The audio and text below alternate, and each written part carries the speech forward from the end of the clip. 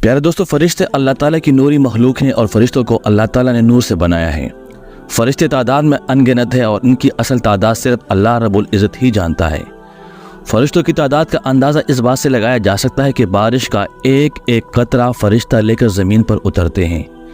ان فرشتوں میں سے چند مشہور فرشتے حضرت جبرائیل علیہ السلام، حضرت میکائیل علیہ السلام، حضرت اسرافیل علیہ السلام، حضرت عزرائیل علیہ السلام، حضرت مالک علیہ السلام اور حضرت رضوان علیہ السلام ہیں۔ مگر دوستو، آج کی اس ویڈیو میں ہم فرشتوں کی سردار حضرت جبرائیل علیہ السلام کے بارے میں بتائیں گے۔ ہمارے ساتھ رہیے گا۔ میں ہوں فضل ملک آفیشل 92 سے۔ دوستو، حضرت جبرائیل علیہ السلام اس کائنات کے پہلے مخلوق ہیں۔ جیسا کہ سب جانتے ہیں کہ ایک انسانی بچہ پیدا ہوتے ہی روتا ہے اور اس کے زندہ ہونے کا یقین ہو جاتا ہے۔ حضرت سعید بن مسیب رضی اللہ تعالیٰ عنہ فرماتے ہیں کہ فرشتے پیدا ہوتے ہی پہلے سانس کے ساتھ لا حول ولا قوت الا باللہ پڑھتے ہیں، یعنی اللہ کے سوا کسی میں زور توانائی نہیں ہے۔ ایسے ہی حضرت جبرائیل علیہ السلام کو جب تخلیق کیا گیا تو اس کائنات میں زندگی ملتے ہی انہوں نے بے ساختہ لا حول ولا قوت الا باللہ پڑھا۔ ہمارے نبی جناب رسول اللہ صلی اللہ علیہ وسلم نے فرمایا کہ میں تم لوگوں کو ان فرشتوں میں سے ایک فرشتے کے بارے میں بتاتا ہوں جنہوں نے اللہ کا عرش اٹھایا ہوا ہے۔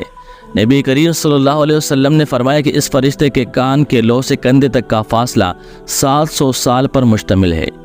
ایک اور احادیث میں فرمایا گیا ہے کہ اگر ایک پرندہ 700 سال تک اڑتا رہے تب جا کر وہ فاصلہ طے کر سکتا ہے۔ تو دوستو، ہم یہ طے نہیں کر پائیں گے کون سا فرشتہ بڑا اور کون سا فرشتہ چھوٹا ہے اور حضرت جبرائیل السلام کیسے دکھتے ہوں گے۔ بات کا جواب امام السیوطی رحمۃ اللہ علیہ نے یوں دیا ہے کہ جس قدر بڑی ذمہ داری فرشتے کی ہوتی ہے اسی ہی قدر بڑی قد و قامت اس فرشتے کی ہوتی ہے۔ اس بات سے حضرت جبرائیل علیہ السلام کی قد و قامت کا اندازہ لگا لیں تو شاید ہماری سوچ بھی وہاں تک نہیں پہنچ پائے گی، کیونکہ فرشتوں کے سردار ہونے کی وجہ سے حضرت جبرائیل علیہ السلام کی ذمہ داریاں ہی سب سے زیادہ ہیں۔ آپ کو بتاتا چلیں کہ حضرت جبرائیل علیہ السلام نے اپنے ایک پر کے کونے سے حضرت لوط علیہ السلام کی بستی کو اٹھا کر الٹ دیا تھا۔ وہ بستی صفحہ ہستی سے نیست و نابود ہو گئی تھی۔ اس بات سے حضرت جبرائیل علیہ السلام کی طاقت کا اندازہ بخوبی لگایا جا سکتا ہے۔ یہ سن کر ہر انسان کے دل میں یہ سوال ضرور آتا ہے کہ حضرت جبرائیل علیہ السلام دکھتے کیسے ہوں گے۔ دوستو، حضور اکرم صلی اللہ علیہ وآلہ وسلم نے فرمایا کہ میں نے ایک بار حضرت جبرائیل علیہ السلام کو دیکھا تو ان کے 600 پر تھے۔ صرف یہی نہیں، آپ صلی اللہ علیہ وسلم نے فرمایا کہ انہوں نے تمام آسمان کو ڈھانپ رکھا تھا اور آپ علیہ السلام اللہ تعالیٰ کے نوازے تخت پر بیٹھے تھے۔ نہ صرف وہ 600 پر پھیلے ہوئے تھے بلکہ ان پروں سے مسلسل موتی اور یاقوت گر رہے تھے۔ آپ صلی اللہ علیہ وسلم نے مزید فرمایا کہ اگر ان کے پر اور ایڑیاں گہری سبز رنگ کی تھی۔ نبی کریم صلی اللہ علیہ وسلم نے ارشاد فرمایا کہ حضرت جبرائیل علیہ السلام اللہ تعالیٰ کے عرش کے عین نیچے موجود ہوتے ہیں۔ حضرت جبرائیل علیہ السلام کو اللہ تعالیٰ نے 1,24,000 پیغمبروں کے پاس مختلف ذمہ داریاں سونپ کر بھیجا۔ وہ انہیں اللہ کی تعلیمات سکھاتے، ان کا سہارا بنتے اور ان کی حفاظت کرتے رہے۔ لہٰذا ہر نبی نے حضرت جبرائیل علیہ السلام کا ذکر لازمی فرمایا ہے۔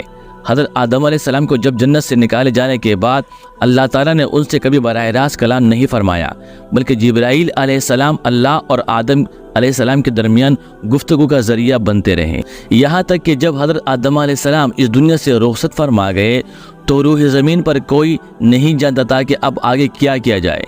اس موقع پر اللہ تعالیٰ نے جبرائیل علیہ السلام کے ساتھ چند فرشتوں کو مقرر فرمایا جنہوں نے حضرت آدم علیہ السلام کو غسل دیا اور تکفین و تدفین کی۔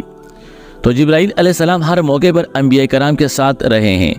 پیارے دوستو، جب وہ وقت بی بی ہاجرہ اور حضرت اسماعیل علیہ السلام مکہ کی بیابان وادیوں میں تنہا تھے اور مشکیزے کا پانی اور کھجوریں بھی ختم ہو گئی تھی اور شیرخوار بچہ بھوک اور پیاس سے رونے لگا۔ جنگل بیابان میں دور دور تک پانی کا نام و نشان نہیں تھا۔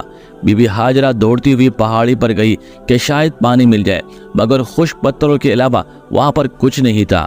شیرخوار بچہ پیاس کی شدت کی وجہ سے بلک رہا تھا۔ بی بی ہاجرہ بھی کئی روز سے بھوکی اور پیاسی تھی اور کمزوری کی وجہ سے چلنا دشوار ہو رہا تھا۔ بی بی ہاجرہ نے بے قراری کی حالت میں دونوں پہاڑیوں کے مابین 7 چکر کاٹے۔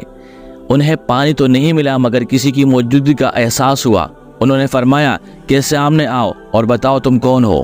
پیارے دوستو، وہ کوئی اور نہیں تھے بلکہ حضرت جبرائیل علیہ السلام تھے، جنہوں نے اس جگہ پر جہاں حضرت اسماعیل علیہ السلام پیاس سے ایڑیاں رگڑ رہے تھے وہاں اپنے پاؤں کی ایڑی کو زمین پر زور سے مارا تو زمین سے اس جگہ ایک چشمہ ابل پڑا۔ جب 7ویں مرتبہ بی بی ہاجرہ واپس آئی تو دیکھا کہ جس جگہ بچہ روتے ہوئے ایڑیاں رگڑ رہا تھا وہاں پانی کا چشمہ ابل رہا تھا، جسے آج ہم سب زمزم کے نام سے جانتے ہیں۔ پیارے دوستو، اس کے بعد حضرت ابراہیم علیہ السلام اور حضرت اسماعیل علیہ السلام نے جب خانہ کعبے کو تعمیر کیا تو حضرت ابراہیم علیہ السلام نے اللہ تعالیٰ سے عرض کی کہ اے میرے پروردگار، مجھے مناسک حج سکھا۔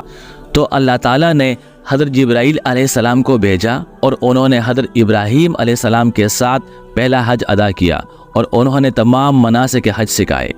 قد و قامت و رتبہ میں بلند اور طاقت و قوت میں بے مثال جبرائیل علیہ السلام کی رفتار بھی قابل رشک ہے۔ دوستو، ایک دن حضور کرم صلی اللہ علیہ وسلم نے جبرائیل علیہ السلام سے پوچھا کہ اے جبرائیل، کبھی ایسا بھی ہوا کہ آپ کو آسمان سے زمین پر نہایت عجلت اور برق رفتاری اور نہایت مشقت کے ساتھ فوراً زمین پر اترنا پڑا ہو؟ تو جبرائیل علیہ السلام نے جواب دیا، یا رسول اللہ، کہ ایسا 4 مرتبہ ہوا۔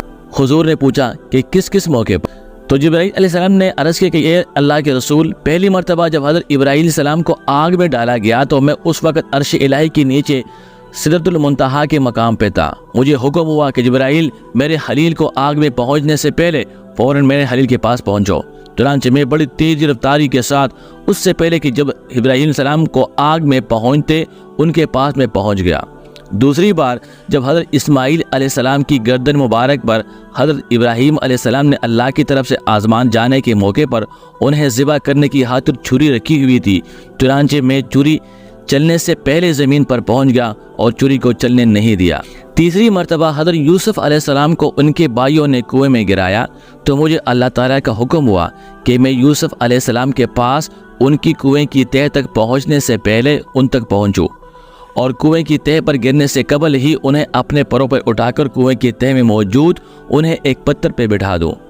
چوتھی مرتبہ یا رسول اللہ، جب کافروں نے آپ صلی اللہ علیہ وسلم کے دندان مبارک کو شہید کیے تو مجھے حکم ہوا کہ جبرائیل فوراً زمین پر پہنچو اور میرے محبوب کے دندان مبارک کا خون زمین پر گرنے مت دینا، زمین پر گرنے سے وہ خون اپنے ہاتھوں میں لے لو۔ چنانچہ میں بڑی تیز رفتاری سے زمین پر پہنچا اور آپ صلی اللہ علیہ وسلم کے خون مبارک کو ہاتھوں پر لے کر ہوا میں اڑا دیا۔ پیارے دوستو، حضرت ابو ہریرہ بیان فرماتے ہیں کہ رسول کرم صلی اللہ علیہ وسلم نے ایک مرتبہ جبرائیل علیہ السلام سے دریافت کیا، اے جبرائیل، یہ تو بتاؤ تمہاری عمر کتنی ہے؟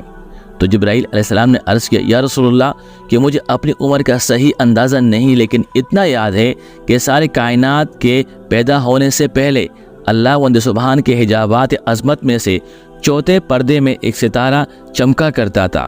وہ ستارہ 70,000 سال کے بعد ایک مرتبہ چمکتا تھا۔ میں نے اپنی زندگی میں وہ ستارہ 72,000 مرتبہ دیکھا ہے۔